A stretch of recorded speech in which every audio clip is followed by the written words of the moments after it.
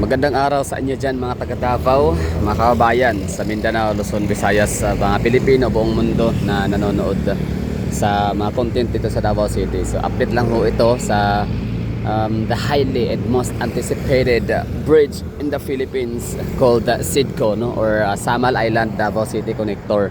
So highly anticipated ho talaga to, gawa nung 1979 if I'm not mistaken, no. Doon talang nung time pa lang na yon ay nasimula na talaga magkaroon ng drawing, magkaroon ng blueprint itong SIDCO na ito, no, na kung saan siya ay magdudugtong, no, ng Davao City and Samal Island or Island Garden City of Samal, Davao del Norte.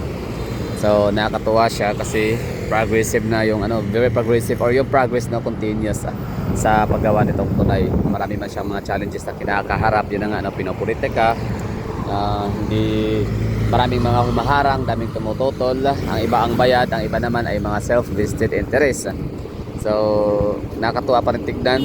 As you can see, ito nakagibana, no. Itong area na to dito, establishments to dito dati, like commercial area. As far as I remember, meron tong lechon manok dito. May lechon manok, merong Merco isa yan sa sikat na Davao grown food chain, or sabihin natin na mga parang mga bake shop, gano'n, no. Cakes, pastry, mga gano'n, no. Cake, pastry, and mga ba tawag dyan, basta mga pinapayan ng bake shop, Merco. So nakakatawa lang, no, isipin na mga proyekto ni Tatay Digong, marami man ang mga hindi na ipagpatuloy sa administrasyon ni BBM dahil nga sa mas inuuna naman talaga nila yung coke. Alam niyo yun, coke, una nila yung mahilig kasi sila sa coke.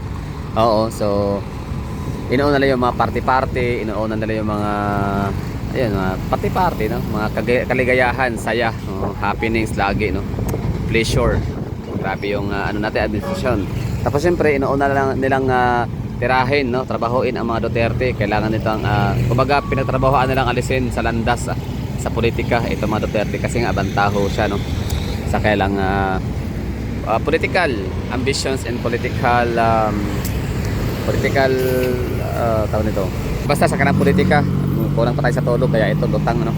Anyway, so yun na nga, bali ang project na to dito, paalala ho natin, no, para hindi natin makalimutan. It's 27 billion peso or 27 billion worth of a project. So di ba nakatuwa yun, 27 billion.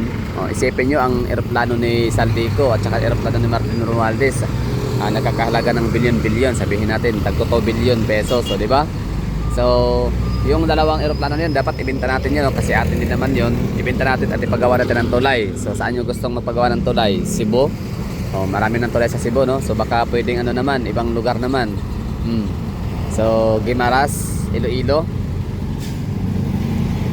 Sa daming ninakaw na kapirahan, no? Diba 1 trillion na higit ang nanakaw, kabuo ang mga ninanakaw nito mga kontraktor at taga DPWH and mga congressman natin, no? So yung tatlong yun nagsasabuatan under the watch of PBBM, siyempre, no, kumbaga hinahayaan niya lang na kanyang mga nasasakupan, mga alalay, no, na kanyang mga right hand, so yung kanyang mga galamay ay magnanakawan, no? Kumbaga magnanakaw, no, okay lang, hinahayaan niya lang. So nakalungkot isipin, pero ganun pa rin naman, like yan na nga, despite sa napakagulo ng ating politika, hindi magulo kasi nga nagnanakaw lahat, no? Parang hirap na hirap yung gobyerno natin ngayon magtrabaho, kasi nga imbes na focus sa project, ang pinafocus nila ngayon is paano mapagtakpan yung mga salarin na kaalyado kasi nila, at paano nila i-divert ang istorya, paano nila ilipat ang issue ni Sara Duterte, na yun na misuse of confidential funds na 125 million na hindi naman na talaga totoo na merong misuse, no. Kumbaga ito ay napatunayan na, no. Kuha na nga nagsasabi na walang anomalya sa kanyang confidential funds. Anyway, balik tayo dito sa tulay. So meron na tayo yung di ba, kita niyo yan, itong Center Island na to, meron tong mga perfect mga concrete railings, no, concrete barrier, concrete railings na naka-install ho dyan. Kagaya nito, wait lang may sasakyan, ganito yan, yan.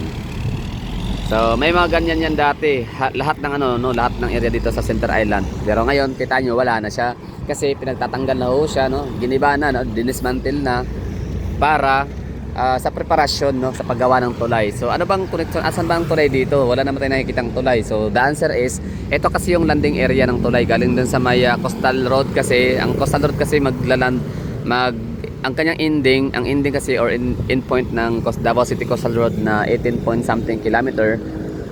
So dito magtatapos, no, sa may Jerome Agdao somewhere, no. So sa coastal syempre. Tapos magkakaroon siya ng syempre, no, magkakaroon ng bottleneck panigurado kung wala sila ilalagay na parang dugtong, no, sa tulay. So dito 'yan magdudugtong. Tapos ito na yung landing area. So parang dito yung magsa-start yung pag no, tulay, no. So dito nasasampa yung masasakyan, tulay na. So landing point. So yun po yung tawag doon, landing point. So kita nyo to, may mga na ganap, kitang-kita na ho natin yung mga pile, di ba? Yung mga poste. So very satisfying. Hindi pa man siya tapos. So far, pag pupunta tayo sa may coastal area, ang nakita pa lang ho natin ay ang mga craneways, no, kung saan yung parang platform, no, kung saan dadaan yung mga cranes. Na akala na iba tulay na yun, hindi ho yung tulay, no, craneways lang ho yun.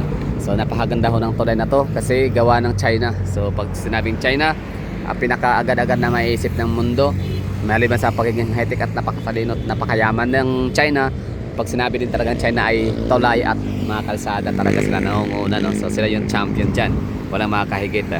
So good thing, maraming thank you kay Tatay Digong, no? Matalino talaga si Tatay Digong, may malasakit sa bayan kasi ang dami niyang pwedeng i-collaborate na mga bansa, no? Pero contractor, talagang China ang pinili niya.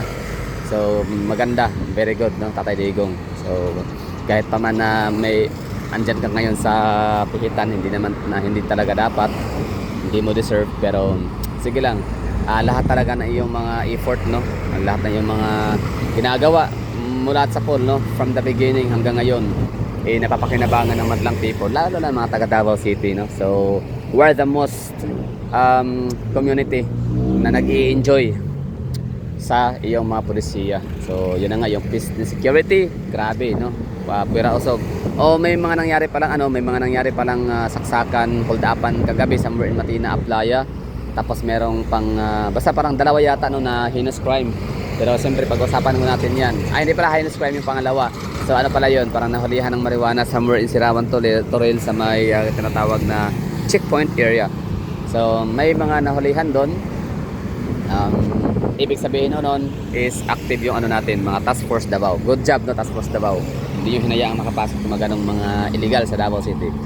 So yun, Tatay Digong, if you're watching this, I don't know, no, kung makapanood ka na ito, if by chance na mapanood mo. So yun lang, hindi lang ako nasasabi, lahat ng Davaoenyo, karamihan, siguro ng mga 99%. So ibig sabihin, out of 1 million or sabi 2 million katao, parang 10,000 lang yata ang 10,000 or 20 mil lang yung mga hindi nagpapasalamat sa'yo. So sila yung mga tauhan ni Martin Romualdez, nila Carno Roglales, BBM, mga adik syempre.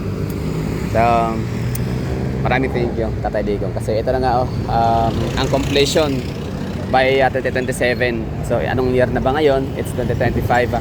So mas mauna pa tong maging tulay, mas mauna pa tong madadaanan ng mga taong bayan, no? Mas una pa tong matapos itong tulay na to na magdudugtong ng Davao City and Samal Island kumpara sa pag-upo ni Sara Duterte as president, di ba? So kasi syempre si VP Sara Duterte magiging presidente siya by 2028. Basta wala lang talagang wala lang assassination na mangyari, mga BBM, Martin Romualdez, walang assassination. Sige, labanan kayo sa kaso kung kaso lang din naman, maliban sa matalino. Itong si VP Sara Duterte, hindi yan maiisahan, hindi yan talaga mapapakulong, hindi niya yan makakasuhan or hindi niya matatalo sa kaso.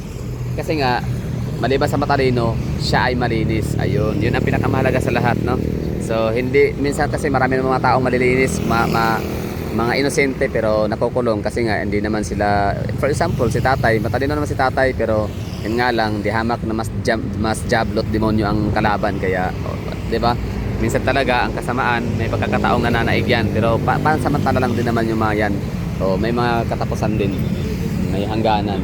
Anyway, so yun ang update natin dito sa Davao City, sa may Samal Island Davao City Connector Bridge or SIDCO is ongoing ang construction. So ibig sabihin nun, Tinatanggal na yung mga railings dito, yung mga concrete barrier or concrete railings sa Central Islands, dito somewhere in Lanang, Davao City, para prepara, no? O preparasyon para sa paggawa ng Samal Bridge in Davao City connecting. You know, galing, ganda, no? So very good, congratulations sa ating mga taga Davao City.